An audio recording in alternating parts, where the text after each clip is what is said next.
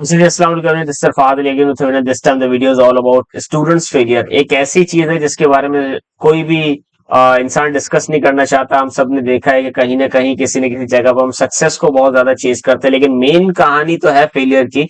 ये बात ही नहीं करता इसके बारे में। फेलियर होगा तो सक्सेस होगी, अगर हो गया तो कैसे डील कर रहा है। हर बंदा फेलियर से भाग रहा है, लेकिन हर बंदा फेल हो चुका है। तो इस वीडियो में इंशाल्लाह हम इस पर बात करेंगे। और अगर आपने चैनल सब्सक्राइब नहीं किया तो चैनल को सब्सक्राइब कीजिएगा। मैं कुछ स्टैट्स आपके साथ शेयर करूंगा, कुछ रिसर्च आर्टिकल्स शेयर करूंगा इंशाल्लाह, और उसकी बेस पर हम बात करेंगे किस तरह स्टूडेंट्स टैकल करते हैं फेलियर को, किस तरह करना चाहिए, क्या वो ग्राउंड है जिसकी बेसिस पे स्टूडेंट बड़ा डिप्रेस होता है, एंजाइटी का शिकार होता है, स्ट्रेस में आ जाता है।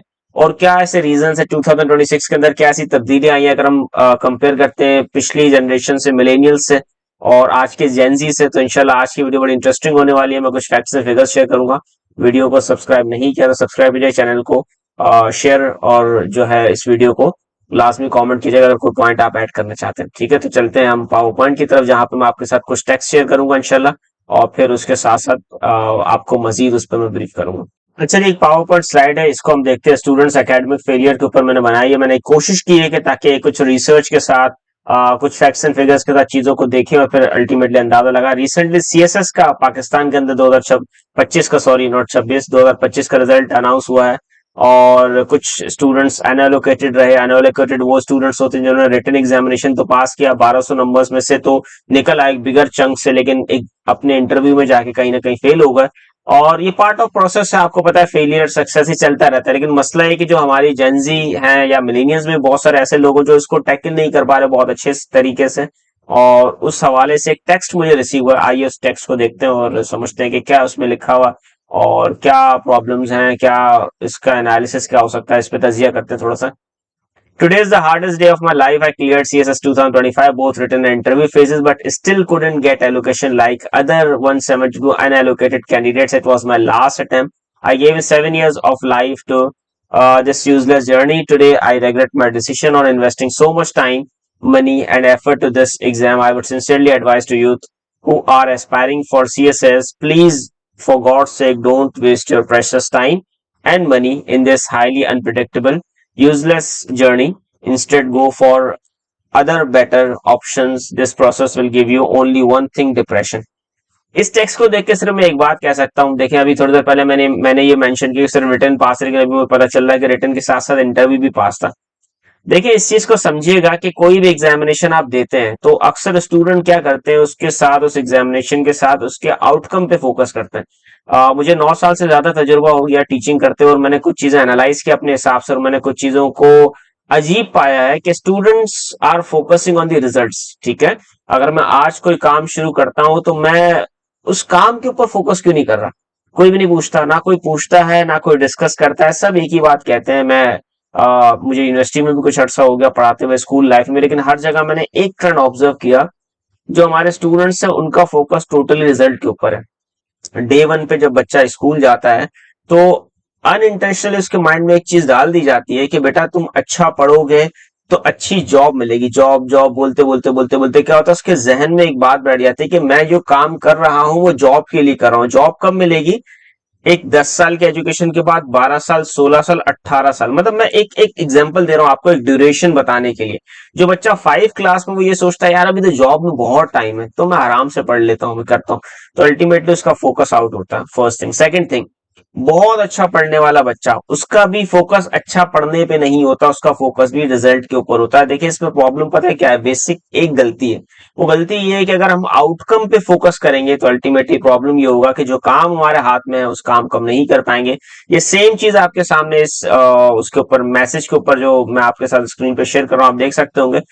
इसमें भी सेम कहानी है। उस बंदे ने क्या किया, 7 साल की मेहनत की और फोकस रिजल्ट पे किया। बिल्कुल आप भी करेंगे, मैं भी करूंगा, हर इंसान करेगा। लेकिन प्रॉब्लम ये है कि 100% फोकस रिजल्ट पे नहीं होना चाहिए भाई। प्रॉब्लम यही है, कोई समझता ही नहीं है। 100% फोकस ऑन रिजल्ट का मतलब ये है कि आप टोटली रिजल्ट को देख रहे हैं, एक ऐसी चीज जो आपके हाथ में ही नहीं है। मतलब इसकी मिसाल ऐसे ले लें, सर मैं रोड पे गाड़ी चलाना शुरू करता हूं फर्स्ट टाइम, और मैं उम्मीद लगा रहा हूं कि मेरा एक्सीडेंट ना हो, खुदा ना खास्ता, अल्लाह ना करे वैसे तो हो, लेकिन मैं उम्मीद लगा रहा हूं। अब मैं ये उम्मीद लेके घर से निकलूंगा, क्या ये 100% रियलिटी बनेगी? नहीं। हो सकता है मैं गाड़ी बहुत अच्छी चला रहा हूँ, लेकिन अल्टीमेटली सामने वाले की गलती की वजह से एक एक्सीडेंट हो जाए, खुदा ना खास्ता, तो वो मेरे कंट्रोल में नहीं है। देखिए, दो पार्ट्स होते हैं, कंट्रोलेबल फैक्टर होता है, एक अनकंट्रोलेबल होता है। जब भी आप अनकंट्रोलेबल फैक्टर को कंट्रोल करने की कोशिश करते हैं तो मसला क्या आता है? Depression, anxiety, stress. क्यों? आपके हाथ में ही नहीं है। दिस सीएसएस एग्जाम या इसके अलावा भी बहुत सारे एग्जाम्स होते हैं, वो आउटकम हमारे हाथ में नहीं होता। The problem is this. और जब आउटकम हाथ में नहीं होता और हम कंट्रोल करने की कोशिश करते हैं तो क्या मिलता है? उसका एक तोहफा मिलता है, एक रिजल्ट मिलता है। वो क्या? वो डिप्रेशन, वो एंजाइटी, वो स्ट्रेस। क्यों? मैंने ये काम किया इसलिए कि इससे मुझे कुछ मिलने वाला है। You have to be the expert of that work. पहला काम ये करना है आपने। आप काम के एक्सपर्ट होगा तो वो चीज मिलेगी मिलेगी, लेकिन मसला ये हम अदर वे राउंड घूमते हैं। एक बच्चा जो एग्जामिनेशन की बहुत अच्छी तैयारी कर रहा है, वो तैयारी करने के बाद आउटकम की तरफ ध्यान रखता है। आउटकम मिल गया तो सेलिब्रेशन इंतहा से ज्यादा, और अगर आउटकम नहीं मिला तो इतना डिप्रेस और स्ट्रेस्ड और एंजाइटी में आ जाता है। वो कहता है मुझसे बेकार इस दुनिया में कोई नहीं है और होने वाला भी कोई नहीं है इसके बाद, बस यही है मेरी जिंदगी। तो ये सबसे बड़ा प्रॉब्लम है। इसके आगे हम देखते हैं पाकिस्तान से इस चीजों को कैसे रिलेट करते हैं, किस तरह हमारे सिस्टम में, ट्रेंड्स में, चीजों में बदलाव और मुश्किलात, प्रॉब्लम आई। तो मैंने कुछ रिसर्च आर्टिकल्स निकाले हैं ताकि आपको बेहतर अंदाजा हो सके कि चीजें किस तरह बेहतर। ये एक रिसर्च आर्टिकल, इसमें कहा गया determinants of poor academic performance among under graduate students. ये उन बीबीए स्टूडेंट्स की बात हो रही है, बैचलर के स्टूडेंट, बीबीए हो गया, बीकॉम हो गया, बीएस हो गया, डिफरेंट प्रोग्राम्स की बात हो। एक रिसर्च आर्टिकल है 2023 का, और नीचे राइटर्स के नाम भी मौजूद हैं। ठीक है, 2023 and Al Tamimi at the rate all, इसका मतलब अदर भी इसके साथ ऑथर्स मौजूद हैं। मेन समरी क्या है इसकी? मेन समरी का academic under performance stems from multiple interacting factors. बहुत सारे factors at the same time चल रहे होते हैं, जिसकी वजह से जो परफॉर्मेंस है वो अंडर रेट हो रही होती है। और की फैक्टर्स क्या होते हैं? सबसे पहला की फैक्टर एकेडमिक, टीचिंग क्वालिटी या वर्कलोड या स्टडी स्किल्स। हमारा एवरेज जो बैचलर्स का स्टूडेंट होता है बेचारा, वो दिन के 10 घंटे 12 घंटे जॉब करता है, और उस जॉब के साथ सबसे, वो कहते हैं ना कि वो जो ट्रिकल डाउन इफेक्ट आता है कि उसकी डाइट सबसे पुअर होती है, और सुबह में चाय, और अक्सर बेशतर तो नाश्ता करके ही नहीं जाते, माशाल्लाह से, बहुत अच्छी बात है और इसको फखर से बताते हैं आगे। तो पहले तो पुअर डाइट, सेकेंडली उसके बाद इतना ज्यादा काम, फिर अल्टीमेटली देखें आपका माइंड मानता है कि ये करना है, मजबूरी है, ये मेरे लिए अच्छी चीज है, लेकिन बॉडी तो ऑब्वियसली आपकी फ्यूल मांगेगी ना। तो अच्छा फ्यूल अच्छी गाड़ी मेंटेन कर सकता है, और बुरा फ्यूल गाड़ी का इंजन खराब करेगा। तो यही होता है अगर पुअर डाइट होती है तो अल्टीमेटली बहुत सारे स्टूडेंट्स मैंने देखे थके हारे, कुछ चीजें समझ नहीं आती, नींद आ रही होती है क्लासेस में, और उसकी सबसे बड़ी वजह क्या होती है कि अपने ऊपर उन्होंने वर्कलोड बहुत ज्यादा डाला होता है। ठीक है, personal reasons, motivation, time management, health. Motivation levels again depend करता है आपके साथ आपके क्लास का एनवायरनमेंट कैसा है। अगर एनवायरनमेंट बहुत नेगेटिव है, लेट्स सपोज एक ऐसा टीचर जो जजमेंटल होता है और कहता है कि ये बच्चा तो बहुत बुरा है, और उस बच्चे को पता है कि टीचर ने मुझे यही कहना है, तो मोटिवेशन बड़ी लो होती है।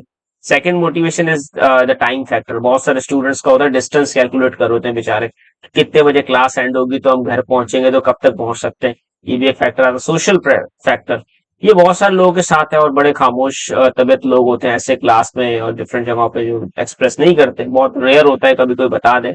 विच is family and financial pressure, support network, support नहीं होती, financial pressures. I seen student जिन्होंने 3-3 4-4 जॉब्स भी की हैं, बेचारे सीधा क्लास में लैंड करते हैं मेरी, और आंखें नींद से भरी हुई, और दूर से देख के अंदाजा हो जाता है कि भाई ये बच्चा बेचारा नींद में डूब रहा है। Last is demographic factor, socio economic status and first generation, या एज या gender. Let it is also problem in Pakistan की आपकी जो एज होती है वो भी एक सबसे बड़ा मसला। पता नहीं किसने कह दिया कि तालीम की एक उम्र होती है, हालांकि अगर आप डेवलप कंट्रीज में देखें तो लोग कुछ नहीं करते तो बुक्स पढ़ रहे होते हैं, रीडिंग की इतनी अच्छी हैबिट उनके अंदर होती है। लेकिन हमारे यहाँ जो एजुकेशन है उसको उसको एज के साथ लिंक कर दिया है, उसको जो है डिफरेंट जोनरास के साथ आपने अटैच कर दिया, डिफरेंट कैटेगरीज के साथ। अगर आप शादीशुदा हैं तो जॉब तो आप पढ़ाई कर ही नहीं सकते। पता नहीं किसने ये बात कह दी, और वो बात इतनी स्टिक हो चुकी है, हर दूसरा बंदा आपको ये जो आर्गुमेंट देता रहेगा। खवातीन के लिए अक्सर और बेशतर कभी कभी होता है कि सर मेरी शादी हो चुकी है, अब जॉब मैनेज करना मुश्किल है। हाँ, I can agree with this. कुछ जगहों पे एनवायरनमेंट बड़ा कंजर्वेटिव या बड़ा डिफिकल्ट होता है कि घर भी संभालना है, चीजें देख लेकिन कुछ जगहों पे जहाँ पे एनवायरनमेंट बहुत बेहतर होता है तो कॉपरेशन होती है लोगों की आपके साथ, आपकी फैमिली के साथ। तो मैं समझता हूँ वहां पे इतना मुश्किल नहीं होता। तो ये यूनिवर्सल फैक्ट नहीं है कि सर अब शादी हो चुकी है तो अब मुश्किल हो रहा है। कुछ जगहों पे इट्स वेरी डिफिकल्ट, बट कुछ जगहों पे कुछ ना कुछ आपको जगह मिल जाती है, कुछ ना कुछ इजी आइडिया बन जाता है। ठीक है, research shows failure isn't one cause, it's a mix of academic, personal and social barrier. ये 3-4 चीजें मिलकर आती हैं तो आपकी परफॉर्मेंस बुरी हो जाती है। Another article, academic failure and drop out untangling two realities. के ड्रॉप आउट भी किसकी वजह से होता है? एकेडमिक फेलियर्स की वजह से। बहुत से स्टूडेंट एक ही कोर्स को रिपीट करते हैं। ओ लेवल्स में बहुत बच्चे देखे, ए लेवल्स में बहुत स्टूडेंट्स देखे, बैचलर्स में बहुत सारे स्टूडेंट देखे एक ही कोर्स को दोबारा पढ़ते रहते हैं, और उसका रीजन होता है फेलियर एंड ड्रॉप आउट, उसके साथ लिंक हो रहा होता है। अब अगेन आप ओ लेवल्स की बात करें, ए लेवल्स की, एसीसी की बात करें, आप बैचलर्स की बात करें, किसी भी जगह पे पढ़ते हैं, तो एक फीस जो है with the passage of time Pakistan के अंदर बढ़ती चली जा रही है, तो आप अफोर्ड नहीं कर पाते उसी चीज को सेम दोबारा। तो वो अल्टीमेटली कहीं ना कहीं बच्चों के लिए एक रीजन बनता है कि सर मैं जॉब करता हूं तो मुझे पैसे तो मिल रहे होते हैं, और यहाँ जब मैं पढ़ाई करता हूं तो मुझे पैसे देने पड़ते हैं, ठीक है। और उसमें बहुत बड़ा हाथ वोकेशनल स्किल्स की लैकिंग का भी होता है। वोकेशनल स्किल्स वो होती है कि आपने अपनी डिग्री कंप्लीट की and then you go into the market अपनी जॉब के लिए, तो अक्सर बेशतर आपको वो चीजें नहीं आती, वो स्किल्स नहीं आती जो आपका एम्प्लॉयर आपसे मांगता है।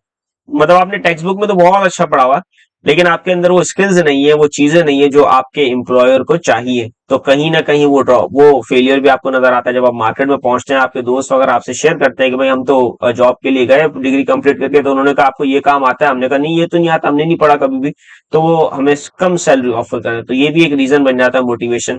Third is again social factors.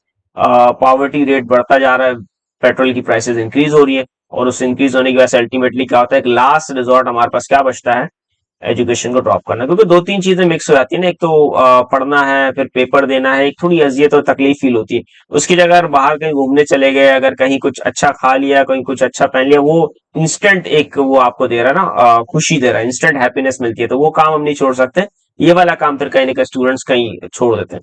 Academic failure associated strongly with socio cultural person, जो हमने भी बात की। Drop out ties more to employment and education trajectory. आप जब एम्प्लॉयमेंट की बात करते हैं तो पाकिस्तान में जो सैलरीज ऑफर होती हैं मेनली बहुत रेयर केसेस में बड़ी अच्छी कंपनीज को अगर हम निकाल दें, अगर नॉर्मल मिड साइज कंपनीज की बात करें, तो बहुत सारी जगहों पे experience is something which is taken care of. बार बार इसी की बात होती है कि एक्सपीरियंस कितना है, काम आता है नहीं आता, तो अल्टीमेटली स्टूडेंट को भी एक मैसेज बार बार यही मिल रहा होता है कि बस काम की और एक्सपीरियंस की अहमियत है, शायद क्वालिफिकेशंस और एजुकेशन की शायद वो वाली बात नहीं है जिसकी वजह से मैं इतना एक अजियत और तकलीफ बर्दाश्त करना अपने टाइम की। तो वो कहीं ना कहीं उस टाइम को कन्वर्ट करता है जॉब में, और वो ज्यादा कमाने की तरफ अट्रैक्ट हो रहा होता है, बिकॉज ऑब्वियसली इंस्टेंट अगर आपको सैलरी मिल रही हो, कहीं से इंस्टेंट मनी मिल रहा हो, तो आप उसी तरफ भागेंगे। Visual distraction failure offer the warning sign, drop out is the costly outcome. अभी तो आपके लिए बहुत अच्छा हो जाता है, लेकिन विद सम टाइम मैंने बहुत सारे लोगों को देखा पछताते हुए। माशाल्लाह से बेचारे जो है बैचलर्स कंप्लीट किया होता है, और उनसे कम उम्र का यंग लड़का जो एमबीए करके आता है तो वो उनका बॉस बना होता है, तो उनको कहीं ना कहीं अंदर अंदर दिल में ये बात होती है कि यार ये हमारा बॉस है, और हमसे छोटी उम्र में और हमारा बॉस, तो कहीं ना कहीं वो चीज खटक रही होती है। उसकी वजह मेनली ये होती है एजुकेशन एक कहीं ना कहीं बैरियर क्रिएट कर देता है उन दोनों के बीच में। Factors contributing to school failure among school children, एक और आर्टिकल 2009 का आर्टिकल है कतर मेडिकल जर्नल का, पीएमसी का। इसमें क्या है, ये एग्जामिन कर रहा है किसको, social family and school related को, कि बहुत सारे सोशल रीजंस पे एक रीजन ये भी आता है कि लिविंग विद वन पेरेंट, बहुत सारे सिंगल पेरेंट्स होते हैं जिनकी वजह से उनका जो स्टूडेंट्स होते हैं वो बेचारे अपना फाइनेंशियल बर्डन बर्दाश्त नहीं कर पाते, बिकॉज सिंगल पेरेंट के साथ रहते हैं। पेरेंटल डाइवोर्स, बहुत सारे घरों में अक्सर और बेशतर ऐसे परेशानियां प्रॉब्लम्स होते हैं। पाकिस्तान में बहुत ज्यादा स्ट्रेसेस होते हैं इस तरह के कि बच्चा डिस्क्लोज भी नहीं कर सकता, जब डिस्क्लोज नहीं कर पाता तो वो कहीं ना कहीं अंदर अंदर घुट रहा होता है, और उसे खुद भी नहीं पता चलता कि इसका हल क्या है। Parents showing no interest in education slash school, बहुत सारी जगहों पर, बहुत सारे गांव देहात में आज भी लड़कियों की शादी जल्दी कर दी जाती है, और उसमें वही एज का फैक्टर इंक्लूडेड होता है, और बार बार लड़कियों को, अब तो अल्हम्दुलिल्लाह things are getting better, internet का दौर आ गया है, एआई का जमाना है, तो चीजें ज्यादा जल्दी रैपिड स्प्रेड हो रही है। लेकिन पहले ये कहा जाता था एक सर्टेन एज होगी 20, 21, 22 की, तो लड़कियों की शादी हो जाएगी, उम्र निकल जाती उम्र। तो अब अल्हम्दुलिल्लाह वुमेन एम्पावरमेंट का दौर है, तो बहुत अच्छी जगहों पे जैसे कराची है, जैसे डेवलप्ड सिटीज है जो हमारे, वहां पे अच्छे मामला हो चुके हैं। लेकिन गांव देहातों में अगर आप जाएंगे जहां लिटरेसी रेट लो है, वहां आज भी यही मामला हो रहे हैं। Why students drop out of school? A review of 25 years of research. क्यों स्टूडेंट्स स्कूल को छोड़ देते हैं? ये रिसर्च क्या बताती है कि drop outs have higher unemployment, lower earning, poor health, higher incarceration and greater welfare dependence. America वगैरह की बात कर रहा है, वहां पे क्या होता है, ग्रेटर वेलफेयर होती है। वहां पे जो बंदा अनएम्प्लॉयड है, जॉब ढूंढ रहा है, उसे कुछ टाइम तक अनएम्प्लॉयड रहने के बाद क्या होता है, उसे पैसे मिल रहे होते हैं हर मंथ, ठीक है। लेकिन यहाँ पे हमारे पास बहुत सारे एनजीओ हैं, अगर आप नहीं कमाते तो आपको खाना फ्री है, आपका रहना फ्री है, कुछ जगहों पे आपके पास डिफरेंट आपको पैसे भी दिए जाते हैं आपके घर को चलाने के लिए। तो यहाँ पे भी एनजीओ ये काम कर रही होती है, ठीक है। और कहीं ना कहीं हमारा टैक्स सिस्टम भी बहुत बड़ा कल्प्रिट है इसमें, कि जब हम काम करते हैं तो टैक्स सिस्टम क्या कर रहा है, एज अ पेनल्टी हमारे ऊपर आ गया कि अगर जो ज्यादा कमाते हैं वो ज्यादा टैक्स दे रहा है, जो कम कमाते हैं वो कम टैक्स दे रहा है। तो कहीं ना कहीं ये भी बहुत बड़ा रीजन है। ये सबसे इंपॉर्टेंट पॉइंट है, psychological symptoms and academic drop out in higher education. इसकी मैं मिसाल ऐसे दूंगा, जैसे कुछ यूनिवर्सिटीज हैं, कुछ इदारे हैं, मेरी कुछ कोलीग से बात होती है, कुछ स्कूल्स हैं, कुछ यूनिवर्सिटीज हैं, कुछ ऐसे इंस्टीट्यूट्स हैं, और कुछ इंस्टीट्यूट्स में कुछ क्लासेस ऐसी हैं। ठीक है, ये मैं इंस्टीट्यूट्स का मतलब प्रोफेशनल अकाउंटेंसी की बात करूँ, एसी से और एमबीए वगैरह, सॉरी एमबीए तो नहीं आएगा इंस्टीट्यूट्स में, वो यूनिवर्सिटीज की तरफ से होता है। एसी से की बात करूँ, सीए की बात करूँ, कुछ इंस्टीट्यूट्स ऐसे होते हैं जहाँ बॉयज बड़े उसमें होते हैं, क्या कहते हैं, मेजोरिटी के अंदर होते हैं, और गर्ल्स कम होती है, माइनॉरिटी में होती है। तो कहीं ना कहीं ये साइकोलॉजिकल फैक्टर आ जाता है कि मैं सवाल कैसे पूछूं, एक शाइनेस, ये भी कहीं ना कहीं साइकोलॉजिकल उसमें क्रिएट होता है प्रॉब्लम, कि मैं क्या क्या सवाल पूछूं। कभी कभी ऐसा भी होता है कि the level of discussion which is happening in the absence of teacher, वो भी बड़ा अनकंफर्टेबल फॉर्म हो जाती है उन बच्चों के लिए, उन लड़कियों के लिए अक्सर और बेशतर।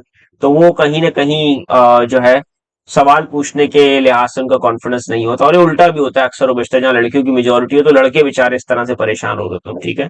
और इसके अलावा रीजंस डिप्रेशन है, substance use and academic distress symptoms positively predict drop out. अच्छा, इसकी मैं सबसे बड़ी मिसाल ये दूंगा आपको, जो यहाँ पे साइकोलॉजिकल सिम्टम्स की बात की गई है। कराची में मैंने अक्सर और बेशतर ये देखा है, अगर किसी को आप रोड पे कहीं जा रहे हो आप, तो आपकी अगर बाइक या आपकी गाड़ी किसी को हिट नहीं भी की, लेकिन अगले को फील आ गई कि होने वाला था ऐसा, तब भी वो कुछ ना कुछ बोल के चला जाएगा आपको।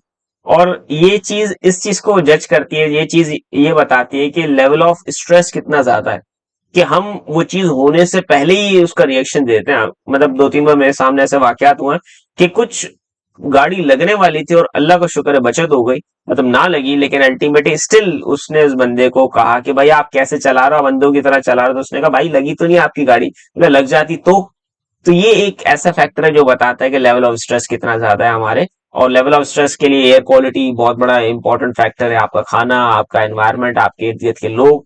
अक्सर और बेशतर पॉलिटिक्स होती है ऑफिस के अंदर, तो बच्चे कहीं ना कहीं उसको माइंड में लेके घूमते हैं और फिर वही चीजों को बार बार जहन पे तारी कर रहे हैं। मेटा का क्या एनालिसिस है देख लेते हैं लास्ट, इसको गैलप का, एक गैलप बहुत ज्यादा ट्रस्टेड सर्वे का प्लेटफॉर्म है पाकिस्तान के अंदर, ओवर द वर्ल्ड इस चीज को माना जाता है। और पोटेंशियल क्या है कि 4.73% है, क्या है, ड्रॉप आउट है। ठीक है, क्या मतलब, तो 4.73% स्टूडेंट्स क्या करते हैं, ड्रॉप आउट करते हैं अपनी यूनिवर्सिटी से, अपने इंस्टीट्यूट से। और इसमें क्या है कि मेटा एनालिसिस कर रहा है कि स्टूडेंट्स जो इंटरवेंशन, जो उनका ड्रॉप आउट है, वो किसमें, एलिमेंट्री क्लासेस के अंदर, एलिमेंट्री स्टूडेंट्स में बहुत ज्यादा है। उसका रीजन ये है कि बड़ी क्लासेस में बच्चे को ये आइडिया हो जाता है कि अगर नॉर्मल एजुकेशन भी अगर आपने हासिल कर ली तो at the end of the day I have to go to the market, उससे कुछ ना कुछ कमाना है, कुछ अर्निंग करनी है। लेकिन सारी कहानी में एक बात, मैंने सारा डेटा आपके साथ जो शेयर किया वो सिर्फ बताने का सिर्फ एक मकसद था कि आपके साथ रिसर्च को शेयर किया। लेकिन एक चीज याद रखिएगा अपने माइंड में, कि फेलियर को डील करने का एक बहुत अच्छा तरीका, वो अच्छा तरीका क्या है फेलियर को डील करने का, आपने सबसे पहले तो इमोशनल, एक वो जो ट्रैप आता है ना आपके ऊपर, आपने उससे निकलना है। इमोशनल ट्रैप से निकलने के लिए पहले इस बात को एब्जॉर्ब करना है।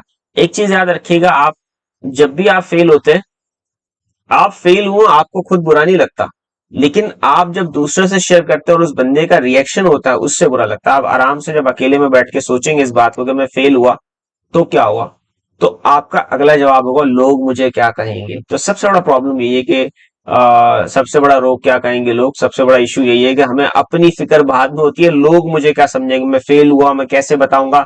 आपने सबसे पहले एक्सेप्ट करना है इसको, एक्सेप्ट करेंगे तो इमोशनल ट्रैप से बाहर आएंगे। और जब आप इमोशनली कट ऑफ होंगे ना माइंड से, अपने एक्सेप्ट कर लेंगे इस चीज को, इमोशनली स्टेबल हो जाएंगे, तो फिर आप स्ट्रेटेजी बना सकते हैं। देखिए जहां इमोशंस ज्यादा होते हैं ना, गुस्सा, नफरत, प्यार, वहां पे माइंड काम नहीं करता है, इंटेलिजेंस चली आती है आपकी। आप वहां पे बेतुके फालतू से डिसीजन लेते हो। और अक्सर आपने देखा होगा जो स्टूडेंट्स फेल होते हैं या जिनके नंबर्स कम होते हैं एक्सपेक्टेशन से, वो या तो वहीं रो रहे होते हैं, या तो रोने के बाद जब संभलते हैं तो कहते हैं बस इस बारे में बात नहीं करो। क्यों? क्योंकि इमोशनली इतना ट्रैप हुआ, इतना गुस्सा, इतना दुख हुआ उनको अंदर से, उस एरिया से, और यही वजह होती है फिर वो उसी लूप में घूमते रहते हैं। तो लूप तोड़ने के लिए पहले हमें एब्जॉर्ब करना पड़ेगा, और एब्जॉर्ब करने के बाद आपने क्या करना है, एक स्ट्रेटेजी बनानी, अपनी गलतियों से सीखना है। जितने भी बड़े बड़े लोग हैं सब फेल हुए आज तक, हर दूसरा इंसान फेल हुआ है, जो ज्यादा ऊपर है वो ज्यादा फेल हो चुका है इस दुनिया में। और हर फेलियरनेस को एक ही चीज सिखाई है कि क्या गलत किया था तो सही करना। थॉमस एडिसन का कोट है, don't say I failed, just say that I have discovered 9999 ways that leads to failure. मतलब ये कि मुझे ये मत कहो कि मैं फेल हो चुका हूं, ये कहो कि 9999 तरीके ऐसे ढूंढे हैं मैंने जो फेलियर की तरफ जाते हैं, जो कि एक बहुत अच्छी पर्सपेक्टिव का डेफिनेशन है कि आपने 10,000 ऐसे तरीके ढूंढ लिए जो आपके फेलियर की तरफ जाते हैं। This is something good. और एक पॉजिटिव नोट पे उसने क्या क्या चीजें सीखी। Elon Musk another example. Elon Musk से किसी ने कहा कि भाई रॉकेट आसमान में जाता है और आसमान में जाके खत्म हो जाता है, वापस नहीं आ सकता जमीन पे। तो उसने कहा ये किसने कहा? उसने कहा फिजिक्स का लॉ। उसने कहा भाई जिस इंसान ने फिजिक्स की बुक बनाई है एक आध लॉ बनाना भूल गया होगा, थोड़ी रिसर्च मैं कर लेता हूँ उसकी जगह। नासा वालों ने कहा इट्स नॉट पॉसिबल कि रॉकेट ऊपर जाए और वापस आए नीचे जमीन पे, लेकिन एलॉन मस्क ने रिसर्च की, उसको बुक रीडिंग की बड़ी हैबिट थी, उसने रिसर्च की, उसने कहा ये होगा, जिद पे अड़ गया, करते कराते, और space x is the first company in the world जिससे रॉकेट को आसमान में भेजा और दोबारा उसको जमीन पे लेकर आए। एक डे पहले नासा ने नेक्स्ट डे लॉन्च किया अमेरिकन गवर्नमेंट ने, और एक दिन पहले एलॉन मस्क ने लॉन्च किया अपना रॉकेट। तो देखिए ये सारी चीजें जो है ना बड़ी काउंट करती है, ये सारी चीजें माइंडसेट से रिलेटेड है। फेलियर का मतलब है you have failed in one event, ठीक है, not in your entire life. अगर मैं आपको जज करूंगा ड्राइविंग के हवाले से, आपको गाड़ी चलाना बहुत आती है, तो मेरी नजर में आप कामयाब हैं, सक्सेसफुल है। लेकिन अगर मैं आपको देखूंगा मार्क्स की नजर में, मे भी हो सकता है फेलियर हो। मैं अगर आपको देखूंगा लेट सपोज सैलरी के हिसाब से, तो आप बहुत ज्यादा सक्सेसफुल है मेरी नजर में, हो सकता है मैं फेलियर हूं। तो हर पॉइंट पे, हर मैट्रिक पे, हर एरिया में आप देखेंगे फेलियर और सक्सेस की डेफिनेशन डिफरेंट है। बस प्रॉब्लम ये होती है कि हम जिस नजरिए से देख रहे होते हैं ना, हम उस पर इतना ज्यादा गुम हो चुके होते हैं कि बाकी सब चीजें जो हमें मिली हुई हम सब नजरअंदाज करते हैं। हम कहते हैं बस अब दुनिया ही खत्म हो गई। बिल्कुल इस ट्रैप से निकलना है। अपने आप को बाकी जो चीजें अच्छी मिली हैं वो याद दिला के कॉन्फिडेंस को बूस्टअप करना है। आपने अक्सर देखा होगा जिन लोगों का रिजल्ट कम होता है, जो अपने आप को फेलियर समझते हैं, उनका कॉन्फिडेंस बड़ा लो होता है। और जो इंसान फेल होके भी हाई कॉन्फिडेंस रखता है वो दोबारा कम बैक करता है बड़े अच्छे तरीके से। तो उम्मीद है आपको ये बहुत अच्छे तरीके से समझ आएगा। वीडियो का ये अगर स्टाइल आपको समझ आया, पसंद आया, तो कमेंट कीजिएगा किस तरह की दूसरी वीडियो आपको चाहिए, किस टॉपिक के ऊपर। तो इंशाल्लाह मैं दूसरी वीडियो भी इसी टॉपिक पे, ऐसे ही किसी टॉपिक पे बनाऊंगा कि जहां पे आपकी काउंसलिंग हो सके। अगर आप यहाँ तक मेरे साथ जुड़े और आपने वीडियो देखे तो थैंक यू फॉर वॉचिंग। इंशाल्लाह नेक्स्ट वीडियो भी किसी कारामत टॉपिक पे होगी, आप अपनी सजेशन कमेंट बॉक्स पे दे सकते हैं। Thank you for watching. Allah Hafiz everyone.